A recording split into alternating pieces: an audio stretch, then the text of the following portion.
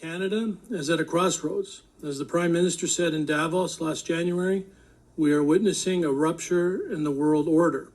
For Canada, that rupture means that our sovereignty and our prosperity are under threat. We must react. And the current government has reacted by launching an era of nation-building projects, the likes of which our nation has rarely, if ever, seen. CBTU supports this ambitious agenda. Our members are willing and ready to build the infrastructure that Canada needs.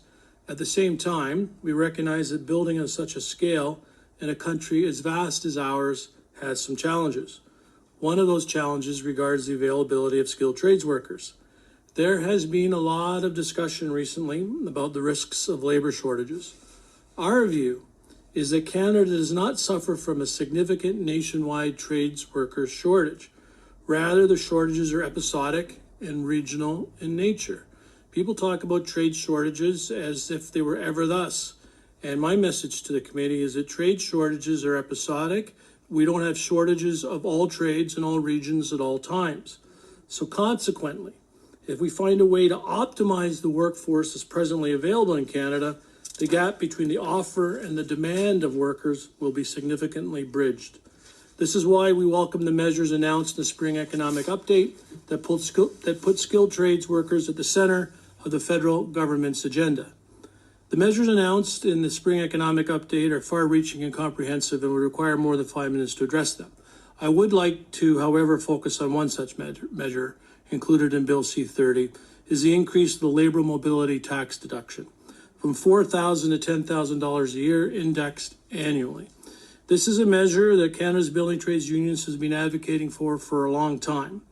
A report commissioned by CBTU in 2021, conducted by Henry Warren, revealed that on average, it costs a construction worker over $4,000 to temporarily relocate for work. This amount is an average, meaning that for several workers, costs were significantly higher. And this was 5 years ago. We all know that the cost of living, including transportation, has increased since then. Therefore, this increase of the mobility tax deduction is particularly welcome, as it will unlock our members' ability to travel large distances to wherever Canada's infrastructure needs demand.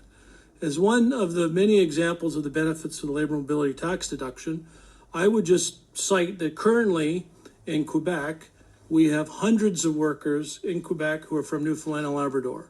We don't have a lot of work in Newfoundland and Labrador. There's a lot of work in Quebec.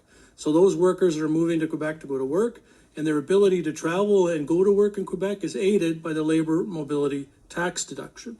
So we're really pleased that the government in the bill is advocating to increase it to $10,000. This will help our workers travel to major infrastructure projects right across the country, particularly when the Major Projects Office begins to approve more of these nation-building projects. CBTU applauds the measures announced in the spring economic update, but we must go further if we are to make better use of the workforce that's already available across this country. Right now, poor coordination routinely leads to project stacking, a phenomenon in which workers face intense demand for a given period only to confront months of elevated unemployment once it passes. With the sheer volume of major projects set to proceed over the coming decade, this risk is a problem that will be compounded. Nationwide planning is essential. CBTU is proposing the creation of a skilled labor supply coordination body that would bring the relevant stakeholders to the table. Such a body would ensure that projects are sequenced so that trades workers are available when and where they are needed, and optimize our labor force and jobs for Canadians. In closing, Canada has great ambitions for the future. The projects are taking shape. Canadians are supportive. Public and private actors are willing to invest. Our members are ready to work. Now comes the hardest part: execution. We need to make sure that for every nation-building project, the skilled trades workers are on site, on time, and in sufficient numbers.